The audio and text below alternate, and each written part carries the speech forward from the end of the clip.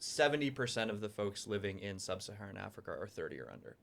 It's an extremely young population, and that it's an extremely increasingly connected population. And so this exchange of information that you're talking about, this woman who's improved her supply chain and is beginning to connect hopefully with her community to share some of these insights. What have you seen in terms of this global connectivity, in terms of fostering that curiosity, but also specifically around STEM, around some of these innovative practices that are going to take things like the cassava cyanide issue and say, what if we select for cassava that is lower in cyanide than other varieties, and test for that and so forth. But I'm just curious, when you've spoken I have about it sort of a more obtuse way to think about this. Is that okay? Can I be obtuse? Please be obtuse. Yeah. There are people who want to live forever. Okay, and we are living longer. And let's divide the world up into 20-year increments. So 0 to 20, 20, 40, 40, 60, 60, 80, 80 to 100.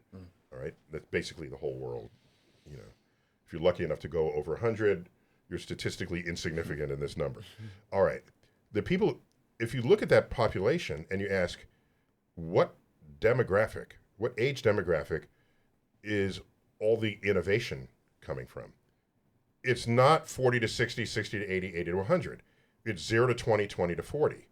And so the people who want to just live forever, if that actually happened, then the older folks will begin to significantly outnumber the younger folks, and society will be laden with completely unproductive people. I mean, you could be, riding high off the money you've earned your whole life, but you're not discovering anything. You're not innovating. You're not transforming industries. You're not inventing new industries. How old was Steve Jobs in his garage, and Bill Gates, all of them, and so that age. This demographic, 70% is 30 and younger. That's the time to stimulate the curiosity, because it's not happening when they're older. They're just sitting back if they're rich enough, on their yacht, milking the world for what the innovations of others have delivered. So that's a kind of obscure response to your question. But I just want to make that clear, that between birth and 30, that's where the action is. In terms of the students that you have who come through your program, how would you sort of characterize that youthful curiosity, if you will, and exuberance? Yeah. Well, first of all, it's fair to say that there are very few, if any, people who come through something called an executive education program that are in that 0 to 30 bracket. Sometimes we see them, but they're more likely to be people like Peter, who have an enormous opportunity to inspire and support that upcoming generation, and that I think we see that as really fundamentally important. I mean, just to repeat a word that I said earlier, I think this entrepreneurial spirit, the spirit of entrepreneurship, driven by the curiosity that Neil is talking about, and the belief that you can actually do something that makes a difference in the world, that's something that we do, I think, see much more. If I think about MIT students, every undergraduate student, every graduate student that are in degree programs at MIT, they're really enthusiastic about what they're going to go and do to set up a company, go work in a large company, go and work with a nonprofit and do something that makes a difference. The more senior people that we see coming through these so-called executive programs, they've already done a lot of that. But what they have, to the point that Neil was making earlier, is they have access to resources. They have the ability to create the systems that enable this flourishing. Hopefully we help them really realize that they also have a role as a leader. That part of all of our responsibilities. Leader doesn't mean that I've got a fancy title at the top of an organization. We see leadership as something which every human being possesses, but there's something that some of us, because of some combination of good fortune and perhaps some hard work and other things that we've brought to the table, have this position, and position does sometimes matter, and resources that actually enable us to help really steer that direction and make that difference. But the reality is, the future does belong to these generations, and many of the systems that have made us successful are frankly already massively being disrupted by what these coming generations are doing. And if we recognize that, we can embrace it and support it, or we could put up the shutters and try to go to our island and do nothing. But I don't want to undervalue the resource of being able, and this goes back to tying into being able to look up at the night sky and have those questions. And not everyone has that opportunity. Forces of inspiration. Forces of inspiration. Yes. Yeah, and I think that is, when we talk about investment in the next generation of leaders, I don't want to get lost in the conversation that capital is the only resource that's required. It is up there in terms of importance, but it's a really important angle. And I wonder, Peter, if there's any sort of examples of, certainly I've seen it in my time in Kenya working with you there. But to your mind, that ideation as a resource that you've seen really stand are there museums? What role do museums play?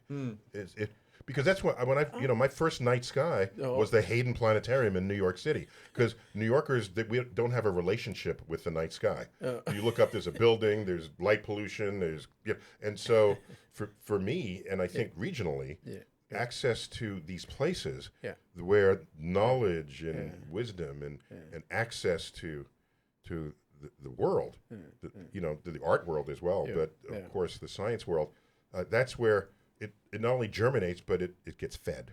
Yep. Well, I don't want to let the elders off the hook, but I do think that is one of those things, right? So thank you. Like when you let me give you some practical experiences. I think I've been working with youth for the last 10 years in our programming. And one of the things we have realized is that money is not a problem for the youths. In Kenya, currently the government has expanded access to finance for the youth in several ways. So you have youth enterprise funds, you have got mobile money. So even if you just save like 1 shilling, 10 shillings, you build up your savings culture, you're able to get funding to start something. You go to community-based village savings associations and you find money there. Like they are quick money. We have a lot of online platforms that give money to young people to be able to start businesses. But there's still something that is lacking. I think sometimes we think it's access to information. Neil was talking about museums, and for sure there are museums in Kenya, and you go there, you can get information. But the question is, how many people access those museum services? Do they even know such information is there? So that's sometimes becoming a big barrier. The resources are there, but now access is what is really lacking. I feel that we first need to think of how do we get youth aware of their environment, not really before their environment, aware of themselves. Like if you're aware of yourself, your capacities, your limitations, what you can do better, then you can start working on what you're strong at to build it up, to be able to get there. And then you start looking for resources. What we've done is to support youth, understand who they are and what they are good at. For the last 2 years, Self-Help Africa has conducted training for youth on artisanal programs, because you find youth in different villages. Some other of them are in slums. And when they fail to get to the secondary level, they feel like now there is no future for them. And they are lying outside there. If they are ladies, they will get pregnant and then continue to stay as married wives, housewives, probably doing nothing. So what we did was to start by helping these young people understand what they are and what they are good at. And then from there, you start to understand, like, how do you want to develop that which you're good in?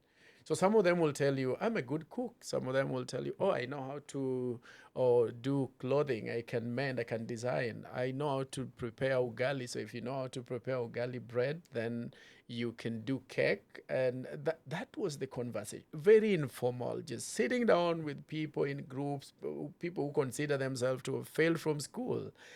And then now from there, you understand how to align them to their interest. So you get some colleges. Now, we got some colleges now, and then we registered a few of them with National Industrial Training Institute, which is really the basic. So they can start now to develop their ideas from there. Then now from National Industrial Training Institute, they get a lot of support. Right now, we have a pool of over 20 young entrepreneurs who had lost hope, never considered to be like they could make life meaningful. So I think, and at that point, we never spoke about money. We were just speaking about build your skill, develop it, think about how you want to grow it in the next 5 years and 10 years' time. And then now, when they are done, finally, then now money become meaningful. Access to money, like you tell them, do you have a WhatsApp, an M-Pesa account? And do you have a bank account? Some of them get to the age of 25, they still don't have any bank account. So you want to get to the banks to look at the history of savings, and you want to give them credit based on the history of savings. They have zero. So I think closely talking to these people, understanding who they are, their interest, and aligning that interest to opportunities available in the market is what we need to think through. And that is how we have grown up young people into business and enterprise to become leaders. I think one of the things that you said there that really stands out is that it's also not about coming in and teaching, but it's about finding the knowledge and expertise that's there and building it up. And I'm not going to attribute this quote, but it's this idea that there's museums everywhere for those with eyes to see, right? And I think it speaks to this experience that I had in Kenya a number of years ago, sitting in Nakuru County. And there's this church elder who stood up when we were discussing the concept of enterprise. And to him, the definition of enterprise was someone who looks at a challenge and sees the opportunity on the backside. And he did this with his hand. And that stuck with me because that is the expertise that those young entrepreneurs need to gather, and it's right there with them. And I think this is, what I was joking, we don't want to let the elders off the hook for, just, moving gracefully into age, but there is an enormous amount of knowledge and expertise there. And I think that can't be lost when we're talking about youth entrepreneurship and youth leadership, is the importance of local elders, community elders, to connect and inform and guide that process, because that's where that much of that cultural and historical knowledge sits. I think he's talking about us, Neil. Should I reply to that? I'm just saying there's some advice from the elders that has been rendered irrelevant or even dangerous going forward, given advances in technology and opportunity. One has to, I guess, cherry pick what that advice might be. There was an old saying, I haven't heard it lately, but it's certainly still true. Never take car buying advice from your father. Because the cars have changed and they have no idea. They're clueless. So I thought that was very deep, because it applies not just to cars, but to so yes, there's certain wisdom. I think is perhaps it's the wisdom that has value more than the knowledge. The knowledge will change, but wisdom is the distilled essence of your life experience, and usually that comes back out in simple sentences. I see the challenge; it's an opportunity. That's wisdom. Yeah. But if you say, these newfangled computers, they'll never amount to anything, that's just stupidity. That may have had, so it may have meant something in the day when, because I'm old enough to remember, there was a day when this saying existed: to err is human. To really foul things up requires a computer, okay? Because at the time, code still was buggy, storage devices were, so you could say that, and it kind of meant something at the time, but not anymore. Yeah. So you'd have to cherry pick, and you don't always know what to cherry pick to bring forward. Which is where what you were describing really struck me. I don't know if you think about it this way, but you're really kind of using the scientific method in the approach that you're taking. Because you are developing hypotheses about what might work. You're actually going out and trying those experiments. You're seeing what actually happened, and you're adjusting and selecting for the things that that are effective and continuously improving in that way. And I don't know whether you conceptualize what you're doing, but I think that's a really important approach. It's not just somebody comes in with a master plan for how this is going to work, and we implement it, but you're really experimenting your way to discovering the future, which is just fantastic. Yep. I think this is currently we're really working with human-centered approaches. If you go to Baringo County, for example, where we work, a lot of youth were not into pasture development until when we started the livestock upgrading scheme. So when they were still keeping the same livestock, one pastoral household will keep like 1,000 cattle or 2,000 or 3,000.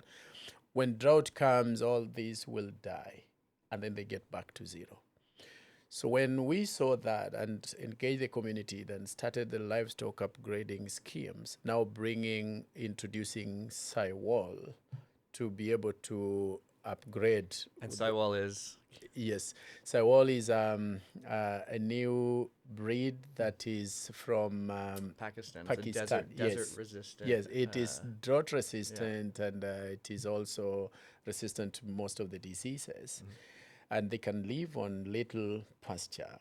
So when that was brought into the community, and now they begin to see the animals building weight as opposed to the traditional varieties that we used to have, then they also see now the value, because if your animal, the indigenous breeds will weigh like 50 kgs, but these ones will come with 100 kgs and double.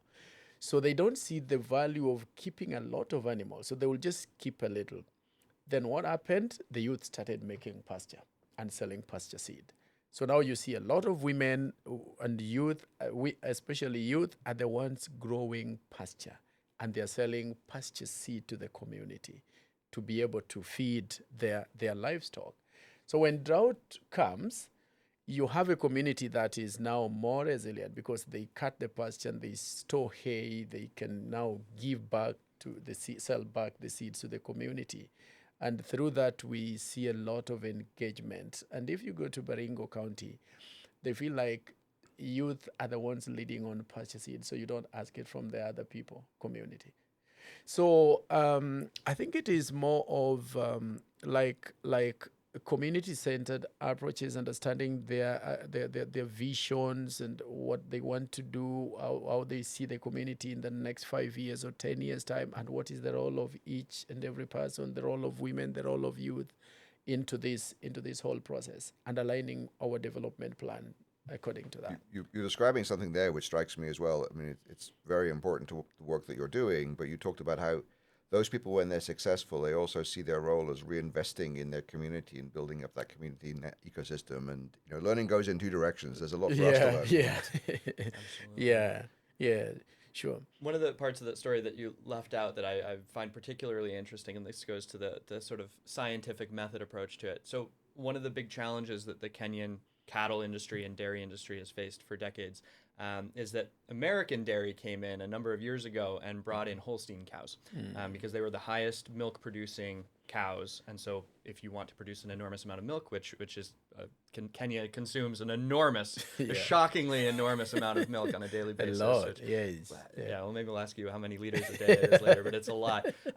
But these cows, when they are malnourished, their birth canal is not large enough to deliver the calves that come out of a Holstein, and so they would die during childbirth or calf birth.